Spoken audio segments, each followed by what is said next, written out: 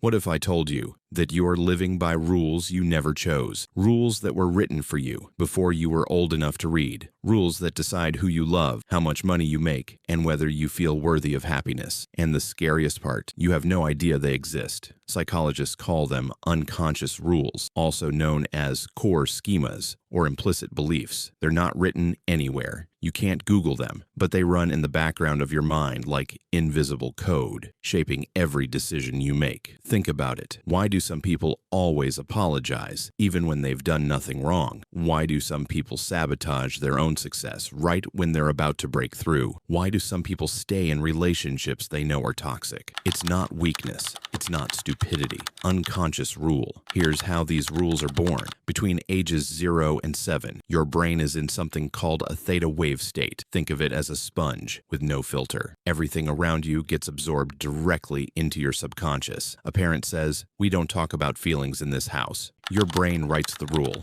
Emotions are dangerous. A child gets punished for speaking up. The brain writes, "Your voice is a threat." You watch your parents fight over money. The rule becomes, money causes pain. Don't want too much of it. These aren't logical conclusions. They're survival programs. Your child brain didn't analyze the situation. It just asked one question. What rule do I need to follow to stay safe and be loved? And then it locked that rule in forever, or until you become aware of it. Dr. Jeffrey Young, founder of Schema Therapy, identified 18 core unconscious schemas, including abandonment, defectiveness, subjugation, and unrelenting standards. These schemas don't just affect your mood.